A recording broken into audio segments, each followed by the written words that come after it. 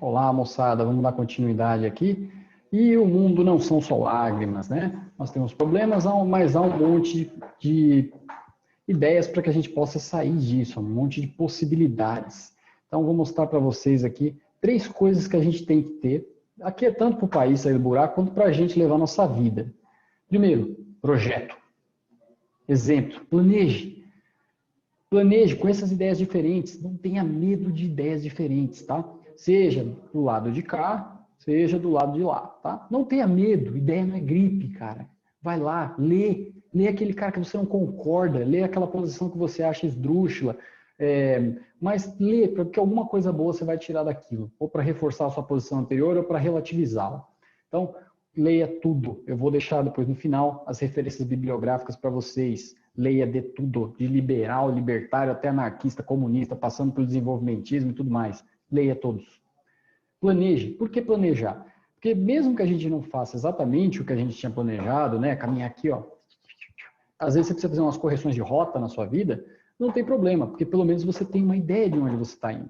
Lembre-se do deserto. Se você estiver no deserto e não tiver um planejamento do que você vai fazer, é capaz que você fique dando voltas e voltas e voltas e morra desse jeito. Então, planeje, faça planejamentos. Não precisa ser um planejamento, uma camisa de força, mas o planejamento é uma coisa que você tenha, daqui 5 anos eu quero terminar minha faculdade. Ou vou começar a faculdade daqui 2 anos, vou trabalhar um pouco. Vou fazer minha faculdade, vou fazer minha pós. Eu quero comprar uma casa, eu quero comprar um carro, entende? Esse tipo de planejamento. Vou abrir minha empresa, vou trabalhar um pouquinho para abrir minha empresa. Se você for abrir uma empresa, então, você vai ter que planejar muito. Conversa com qualquer empreendedor, empresário, para você ver o quanto de planejamento, quanto de antecipação do futuro o cara tem que ter para poder se virar. Até mesmo nesse contexto da pandemia, o planejamento é animal. Todo dia é um dia diferente, mas você tem que planejar o que você vai fazer. Exemplo, seja a austeridade que você quer e que você está querendo cobrar. Então, você precisa dar o exemplo. IBGE, DIEESE, FEBRABAN, Índice de Gini, conheça esses dados, porque esses dados você também vai dar o exemplo além de ser o exemplo. Ter isso na cabeça reforça os seus argumentos. Quando eu falo para a gente ser o exemplo de austeridade, é para você que vai trabalhar como empregado, tá? Eles chamam bonitinho de colaborador hoje, mas você é um empregado, esse nome não é feio, muito justo e honesto. Sua carteira azul assinada, você é um trabalhador, muito honesto, não tenha vergonha disso jamais na sua vida. Seja como colaborador, empregado, ou como um empreendedor, empresário, dono do serviço. Se você não der o exemplo, você não vai estar, você está sendo hipócrita. Chegue na hora, tente andar sempre do jeito que a empresa pede para você andar, no sentido de vestimenta, né? Ou agora está todo mundo cabeludo, né? Por causa da pandemia, estamos evitando cortar o cabelo. Mas sei lá, se lá há uma doutrina, uma diretriz para que você corte o cabelo, tenha o cabelo curto, cara, não vai arrancar pedaço de você por um certo tempo, tá? Depois você faz outra coisa da sua vida. Quando eu entrei na USP, tive que cortar meu cabelo. Eu gosto, às vezes, de deixar o cabelo crescer, eu corto mais ou menos, sei lá, depende da necessidade, né, do lugar onde eu estou trabalhando, se for preciso, eu corto, não tem nenhum problema. Tá? Mas eu não gosto de andar de gravata, eu não gosto de andar de camisa. Gente, você não está indo para a balada, você está indo trabalhar. Trabalhar, a gente tem certos tipos de etiqueta que temos que ter, alguns tipos de ações, de condutas que vão nos fazer se aproximar, ser valorizados ou não. Por exemplo, no ramo da indústria, se você não usa o EPI, você pode morrer, cara. Você pode perder um olho, você pode perder, sei lá, uma mão. Então, cada lugar é um lugar. A gente tem que se adequar para poder, depois de você acabou o serviço, você acabou ali o seu trabalho, você vai para outro lugar, você faz outra coisa. Hoje em dia, esse negócio do cabelo, estou brincando com vocês, nem é tão assim, então pega muito no pé sobre essas coisas, mas roupa ainda é um negócio que pega no pé. Tá? Não dá para você ir com uma regatinha, tipo a do Gaia, do Street Fighter, né, ou uma mini saia trabalhar, é meio complicado. Difusão. Ensine tudo que você aprende. Tá? Ou que você ainda vai vir aprender, se aprender uma coisa amanhã, já ensina. Porque quando você ensina, você aprende, você consolida, você se apropria. É só nesse momento que você vai chegar aí a 99% do entendimento sobre aquele assunto. Eu percebo isso todo momento na minha carreira como docente. Quando eu ensino alguém algum assunto, eu entendo melhor ele. Física moderna é uma das coisas que eu mais gosto na física, tá? Eu não trabalho mais com física, eu sou historiador, mas ainda dou aula particular de física. Esses dias estava trabalhando física moderna com um aluno. Putz, meu, quando eu fui ensinar um fenômeno para ele, vários insights. Agora eu estou entendendo isso aqui. Agora eu entendi direitinho o raio-x que bate aqui, eu uso o brainstorming, tal, tal. Entende? Então, ensine. 3 pilares para a gente sair desse buraco e também conduzir nossa vida. Projeto, planeje, não tenha medo de planejar. Não está indo para o lugar que você quer? Faça correções de rota, mas você tem que pelo menos planejar, ter uma ideia. Exemplo e difusão, tá? Como eu escolho minha profissão? Como normalmente eu falo para os meus alunos? Para tentar unir, conciliar, gosto e tenho facilidade, vou mostrar na câmera, gosto e tenho facilidade, com posso viver disso.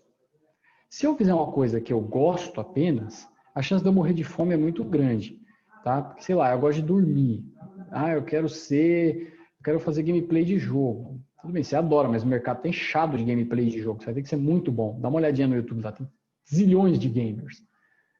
É complicado, né? Não é impossível, mas é complicado. Só tenho facilidade só posso viver disso. Bom, então vai fazer, sei lá, contabilidade, que é uma área que dá super dinheiro. Se você não gosta, vai lá e faz para ver o que vai acontecer. Você vai derreter o seu estômago, o seu intestino de ódio, de raiva e não vai conseguir sobreviver. Você vai ter vários problemas. Nem vai fazer direito ao seu trabalho. Então, tente unir essas duas coisas o mais próximo possível. Conciliar. Gosto e sei fazer, eu tenho facilidade em fazer e posso viver disso. Desse jeito, você vai afinando ao longo da sua vida. Eu tenho certa facilidade com exatas. Comecei pelas exatas. Sou apaixonado por história. Depois fui fazer história. Meu sonho é dar aula em uma universidade um dia. E eu fui afinando o meu caminho. Não tem problema. Eu estava indo para exatas, corrigi a rota, vim agora para humanas. Fiz meu mestrado, consegui a bolsa e tal, o financiamento, né?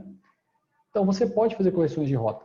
Achou as suas escolhas? Pense mais de uma, não precisa ser uma só. Fala, não, gosto de arquitetura, de administração, não sei o quê. Pesquisa sobre sua escolha. Internet, jornais, livros, entrevistas. Pesquise o máximo que você conseguir. Você tem a ferramenta fantástica do YouTube agora. O YouTube pode te ajudar. Tem um monte de vídeo lá de gente falando da própria profissão. Então, pesquise. Use a internet a seu favor, moçada. Vamos usar a internet a seu favor. Converse com quem já trabalha na área. Então, sempre tem um primo, um tio que conhece alguém, ou propriamente alguém da família que trabalha na área que você quer. Converse, entre em contato, para ver como que é o dia a dia do trabalho, quais são os conhecimentos demandados para poder exercer aquele ofício. E assim você vai conhecendo melhor a área para ver se atua ou se não é. Visite universidades, num contexto pós-pandemia, viu, gente? Universidades, as públicas, você pode entrar quando você quiser. É só ir lá e falar com o professor. Professor, posso assistir uma aula? Lógico que a gente sempre tem que pedir permissão, é a educação que, né, a gente recebe. Peça permissão, mande um e-mail para ele, para conversar com ele, agende um horário. As portas estão sempre abertas, desde que a gente saiba como tocar o sininho delas. Nas privadas, nas universidades privadas, você pode também pedir para assistir aula, mas ali você fala para o pessoal que está ali na recepção, fala, olha, eu queria assistir porque eu estou quase certo de vir fazer aqui nesse lugar, eu queria só saber como que era mais ou menos o curso, de repente conversar com o professor, assistir uma aula. 90% vão deixar você entrar, tá? Principalmente porque você já disse que já está com intenções de fazer naquela universidade. O que é verdade, você não está gerando engodo, você realmente está procurando. Se te tratarem bem ali, e for legal, for a sua, você vai fazer. Visite ambientes de trabalho.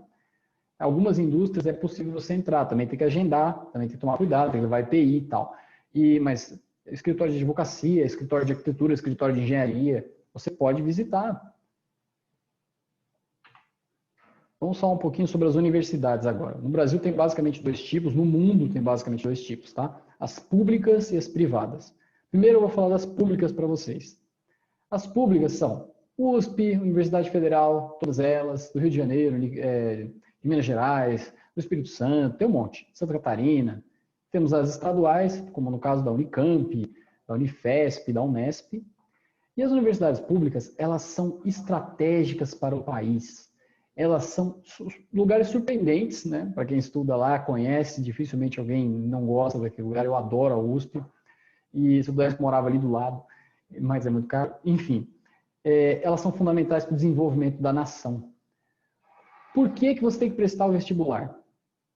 Sempre me perguntam isso.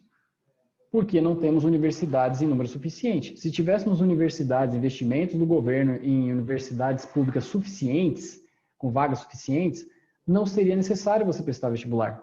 Ou alguém presta vestibular para entrar em escola pública. Não presta. Então, se tivéssemos em número suficiente, não seria necessário fazer o vestibular. Ó, pensem nisso. Pensem em quem quer construir mais universidades. E as universidades, elas são públicas, elas são gratuitas no acesso, no financiamento. O financiamento é via impostos. Todo mundo paga. Eu pago, você paga, meu pai paga, meu tio paga, minha tia paga, meu irmão paga, a namorada dele paga, minha namorada paga. Por quê? Ao comprar alguma coisa, a gente está pagando imposto e a gente está financiando a universidade. Esse é o modo mais justo de se financiar a universidade, via impostos. Por quê? Uma vez que uma universidade consegue fazer um avanço, cria uma nova máquina, faz um respirador, como as nossas universidades públicas fizeram respiradores muito mais baratos nessa pandemia, né? Ou uma vacina, a sociedade inteira vai usufruir dessa benesse. Então, é justo que como a sociedade inteira vai usufruir da universidade, do que a universidade produzir de decente, de interessante, de bom, de civilizatório, é justo que todo mundo ajude a contribuir. E é mais democrático, né? Cada um contribui na quantidade que pode. Seria o mais justo se tivéssemos um imposto de renda progressivo. Só para desfazer alguns mitos também, que às vezes acontece, fake news está bombando no mundo. Pela Times Rider Education, agora de 2020, 7 das 10 melhores universidades da América Latina, não é só aqui da América do Sul, da América Latina, são brasileiras. Dessas 7, 6 são públicas. Então, a USP, a Unicamp, a Federal de Minas, a Universidade Federal do Estado de São Paulo, a UFSCar, Federal de Santa Catarina, onde um aluno meu vai prestar, a Unesp vai entrar, que eu fé nele, a PUC do Rio de Janeiro, que é privada, tá? Por isso que eu falei que tinha 6 públicas. Pelo Andifes, moçada, outro mito que a gente vai desfazer agora. Associação Nacional dos Dirigentes das Universidades Federais de Ensino Superior, de 2018, viu? De 2018. 7 em cada 10 estudantes são de baixa renda. O que é baixa renda? É 1,5 vezes o salário mínimo per capita, tá? E não são os mais pobres da sociedade ainda, mas não são os mais ricos. Também já não é mais a classe média. É a classe média baixa e a baixa. Alunos de baixa renda. Só para vocês terem uma ideia, esse conceito de baixa renda é o que é usado para dar o passe livre em São Paulo. Tá? Então não é gente que tem dinheiro, é gente que realmente precisa. E sempre dei o meu exemplo. Eu não sou rico. Sou filho de metalúrgico e de uma dona de casa. Lembre-se disso. Dei escola pública. Eu posso dizer para você que eu não conheço playboy, que a USP não é só elitista. Por quê? Porque, vamos raciocinar junto de novo. O cara que tem muito dinheiro, ele não vai fazer faculdade. Ele provavelmente vai gerir o patrimônio da família, a empresa da família. Ele não precisa de faculdade. Geralmente ele aprende no dia a dia com o pai dele. Ou ele não vai fazer faculdade. Vai botar um CEO para gerir a empresa dele e vai curtir a vida loucamente, né? A gente tem exemplos disso no nosso país. Ou o cara tem dinheiro, ele vai estudar lá fora, porque lá fora tem universidades que têm mais renome e tal, aproveita, já fica ali num país que tem um estado de bem-estar social, como lá na Europa, ele não vai ficar aqui. Então, pessoal, assim, não caiam nessa lorota que só tem rico na USP. Tem gente rica, lógico que tem, mas a maioria das pessoas lá, ó, são trabalhadores. Digo pela minha experiência da USP, que a USP é estadual, mas essa pesquisa das federais, tá? E a USP mesmo está indo para quase 50% de alunos que vieram de escola pública. Tá? A coisa está mudando, tá? Tá tendo inclusão. Qual que é o problema? Quando você traz essa galera, gente como eu, para a USP, você precisa ajudá-las a se manter. Porque senão o cara vai ter o custo ainda. Ele não vai ter a mensalidade, mas vai ter o custo do transporte, o custo da alimentação, o custo dos materiais que ele vai ter que comprar. É pesado. A USP ajuda de várias formas, tem vários programas de permanência. Tem o CRUSP, você pode fazer pesquisa, pode trabalhar lá dentro, você tem a oportunidade de fazer iniciação científica, depois mestrado, tal, como eu fiz. Você tem outras oportunidades da universidade, mas ainda falta muito. Nós temos a universidade pública pautada em 3 pilares. O ensino, que é quando o professor está passando conhecimento para os alunos, para vocês ali no dia a dia, ensinando a ser advogado, físico, matemático, engenheiro, arquiteto, historiador, filósofo, o que for. Nós temos 95% das pesquisas do país sendo feitas em universidades públicas. Eu vou explicar por quê. E aí eu estou falando pesquisa, pessoal, é máquina, é remédio, é respirador mais barato, é vacina, é fertilizante, é meio diagnóstico, também aplicativos. livros, filmes. Isso é pesquisa. 18 das 20 maiores depositantes de patentes do nosso país são universidades públicas. Dá para depreciar a universidade pública? Dá para falar que ela não faz pesquisa? Dá para não investir nela? Claro que não. O Miguel Nicoleles, eu sempre trago esse exemplo, claro que eu não vou citar o nome do meu colega aqui, mas o Miguel Nicoleles foi responsável por fazer um colega meu voltar a andar.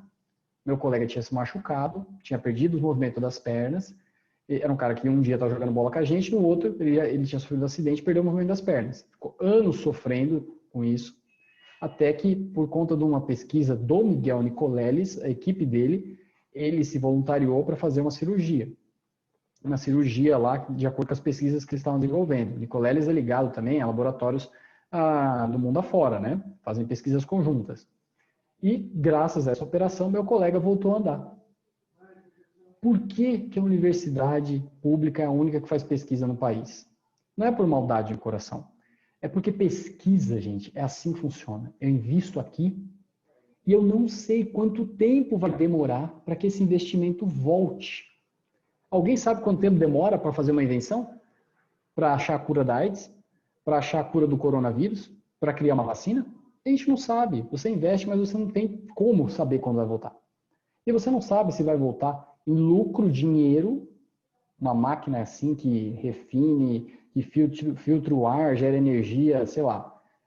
Você não sabe se vai voltar em dinheiro ou se vai voltar em uma espécie de lucro social. Meu colega voltou a andar. Tá? Mesmo que ele, vamos supor que ele vá lá e compre um monte de coisa, mercadoria da China e tal, ele sozinho não vai movimentar a economia. Então, ele ter voltado a andar não gerou lucro, dinheiro para o mundo. O que gerou foi um lucro social, tá? O que gerou foi um benefício social. Então, a universidade tem esse papel. E é por isso que a universidade privada não faz pesquisa. Vou explicar daqui a pouco. Extensão é quando a universidade devolve para a sociedade aquilo que ela produziu. Através de cursos de extensão, que a USP tem um monte, teve uns cursos de inverno fabulosos. Estou fazendo uns cursos da Universidade Federal da Paraíba online também, sensacionais, de graça. De graça, estou dizendo gratuito. Você só se inscreve, assiste, assistiu 75% das aulas, ganha o certificado. Porque é o momento que a universidade está mandando para você o conhecimento. Ela está fazendo palestras, entendeu? E esses cursos vocês vão achar digitando FEFELESH Extensão USP no Google ou através desse site da Universidade da Paraíba, não, Paraná, que eu estou fazendo, posso deixar aqui depois o link para vocês. De vez em quando tem curso lá. Entrada, vestibular e Enem. Tá? Já expliquei por que do vestibular, não tem vaga para todo mundo. Enem, muitas universidades estão usando o Enem como vestibular. Você tem um bônus, e aqui o recado é para quem faz escola pública, quem estuda escola pública, um bônus para quem é de escola pública. Você tem lá um ganho, alguns pontos a mais. Se você estudou no ensino básico na escola pública, eu tive esse ganho, uns pontinhos a mais. Tem algumas universidades que tem até cota para aluno de escola pública. Então, usem esse trunfo a seu favor, né, a favor de vocês. Temos o SISU, Sistema de Seleção Unificada. Se você foi bem no Enem, de repente você pode entrar na universidade com as pontuações dele via SISU. Eu peço que vocês pesquisem sempre, olha aqui no coração, olha aqui no zóio do tio. Pesquisem as regras de cada ano, porque muda, tá? Às vezes tem um requisito a mais, uma coisinha aqui, às vezes mudou. Você sempre está atento a isso, tá bom? Porque depende dos projetos do governo, um projeto que vai para cá, um projeto que vai para lá, um projeto que não faz nada, entendeu? Tem que sempre dar uma olhadinha nas regras e nos editais que estão valendo para aquele ano. Essas são as universidades públicas, tá? Se você não tiver uma universidade pública, é muito difícil que um país avance. Porque como é que o país vai avançar sem pesquisa? Como estamos precisando de pesquisadores agora, por causa da crise da Covid, como ficou explícita essa necessidade?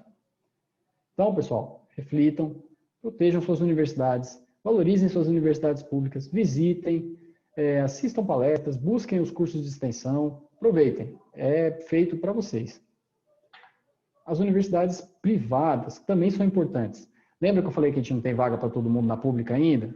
Se não tivéssemos as privadas, nós não teríamos como atender um público maior. As universidades privadas, a gente tem PUC, Mackenzie, Unip, Unisa, Uniban, e aí vai, tem um monte. E quais são os pilares da universidade privada? Ensino, momento de ensinar a profissão para vocês, há umas aulas ali, né? Vai virar advogado, vai virar doutor, vai virar médico, vai virar doutor médico, né? Estou dizendo, engenheiro, enfermeiro, dentista, filósofo, professor, tal, não importa. É lá o momento do ensino. Há um modelo empresarial. Então, a universidade, como é privada, o que é privado precisa dar um retorno em lucro, né? Tem que dar dinheiro. Se vocês olharem institucionalmente, a universidade, muitas delas ficam como organizações não lucrativas, sem fins lucrativos. Porém, existe um tipo de dividendo, existe um tipo de lucro ali, por causa do arranjo administrativo deles, tá? Então, mas não vamos demonizar o lucro, galera. Eu sei que você pode falar, não, mas tem gente que lucra muito, lucra em cima dos outros, tem universidade que explora, tem universidade que arranca o couro do aluno e não entrega nada. Eu sei, tem de todo tipo. E também tem universidade de muita qualidade no âmbito privado. Mas a universidade, não vamos demonizar o lucro, tá? Vamos pensar aqui no exemplo concreto, só para tirar dessas, como eu falei, das paixões ideológicas, do lado de cá ou do lado de lá. O lucro é o que o sujeito precisa. Pensem na padaria. Se o padeiro não tem lucro, ele não consegue pagar os funcionários, comprar mais massa e pagar a conta de luz e manter a sua família. Entende? O lucro é para a sobrevivência do empresário e do empreendedor. Mas aí é outra questão. Se é exploração, se tem abuso, tá, é outra questão. Mas o lucro é necessário para que o sujeito viva, mantenha a família dele, compre as coisas dele, tente dar um futuro melhor para os filhos, etc. Tá? Pensa na padaria. Agora, vamos refletir na questão da pesquisa. As universidades particulares não fazem pesquisa ou fazem muito pouco. Por quê? Pesquisa, lembra que eu falei para vocês que demanda tempo? Eu invisto aqui, não sei quanto tempo vai demorar para retornar. E eu não sei se vai voltar em lucro ou se vai voltar em benefício social. Vamos refletir junto. Existe alguma empresa, quando vocês forem abrir a empresa de vocês, ou quando vocês forem trabalhar em alguma, onde você pode investir numa coisa sem saber quando esse investimento volta? Não. Nenhuma empresa. Todo investimento tem que ter um prazo. E o retorno tem que ser em dinheiro, em lucro, em money, em verdinhas. Porque se não voltar em dinheiro, a empresa quebra.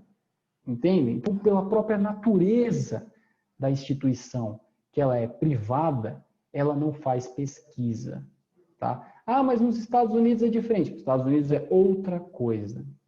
Quem mantém as universidades privadas lá, normalmente são doações de ex-alunos. Tá? Só para abrir esse parênteses. Em Harvard, não dá para comparar a USP com Harvard, tá? A Harvard é muito menor do que a USP. A USP é uma universidade de massa. E a Harvard, ela recebe muito financiamento de ex-alunos que acabaram enriquecendo e que doam para a universidade. Aí eu pergunto para vocês, doam porque o americano tem um bom coração? Porque ele é um humano superior a nós e evoluído sentimentalmente? Não. Porque lá nos Estados Unidos você tem impostos de renda e impostos sobre herança. Quando você faz uma doação para universidades ou outras entidades, você recebe um abatimento no seu imposto de renda. E lá é imposto de renda de verdade, viu?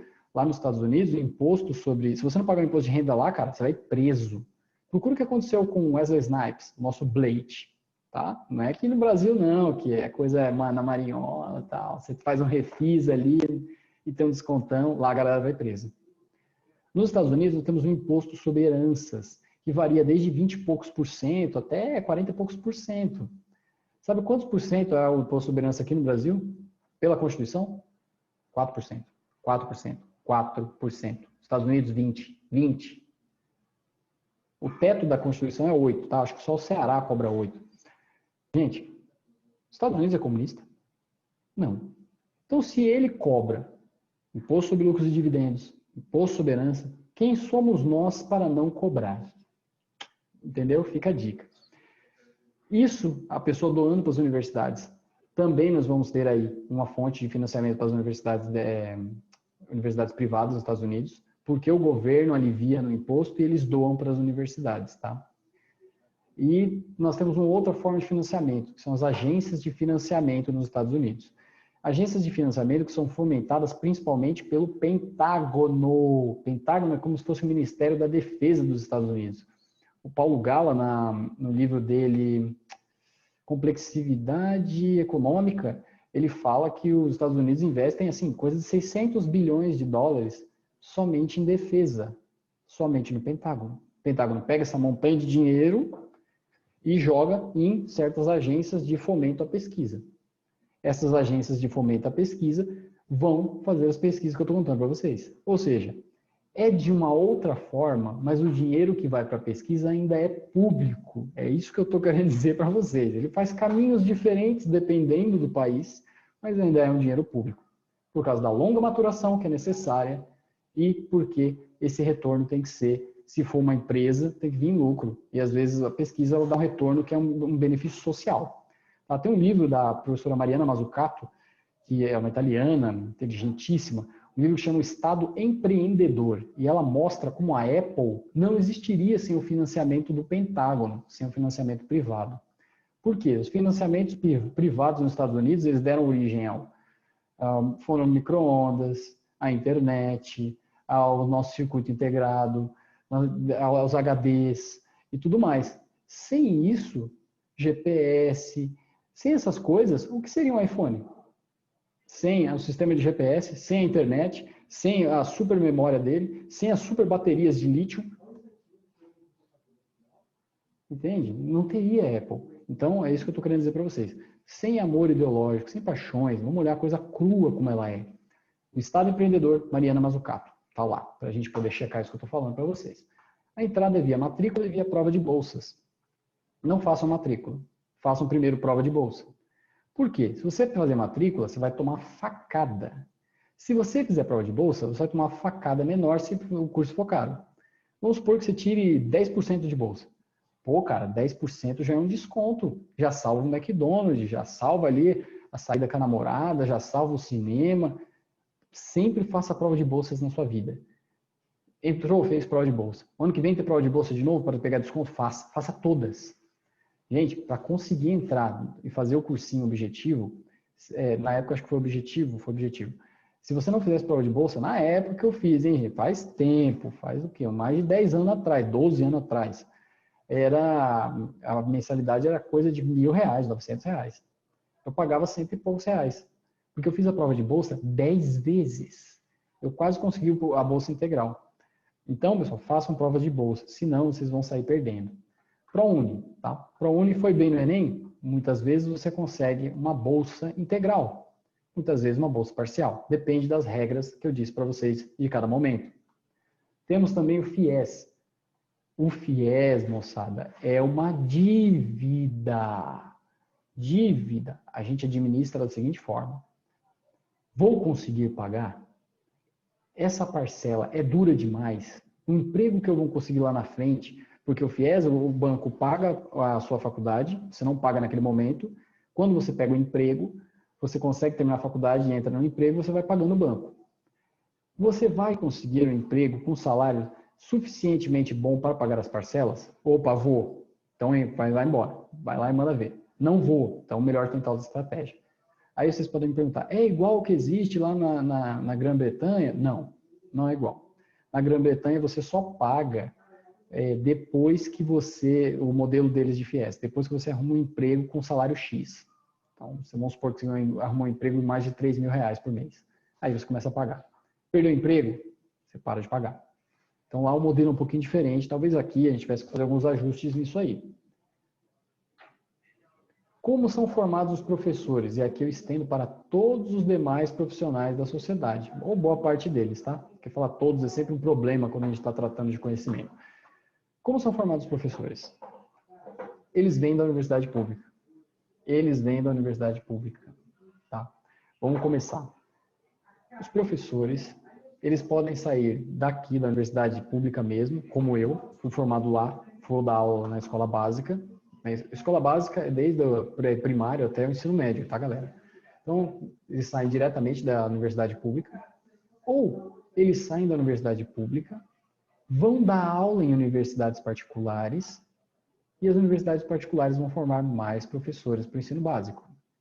Por que os professores todos saem da universidade pública? O professor que dá aula na universidade particular, ele precisa ter um mestrado ou doutorado. Se ele não tiver, ele não pode dar aula. Para ter um mestrado e um doutorado, se você for fazer um mestrado e um doutorado numa universidade particular, sai pelo menos 3 mil por mês. 3 mil reais por mês. Quem tem dinheiro para dar 3 mil reais por mês num país onde metade da nação ganha 413 reais? Tem como, né? Então é muito difícil você encontrar uma universidade particular que dê um curso de mestrado que não seja tão caro assim, ou gente que consiga descontão.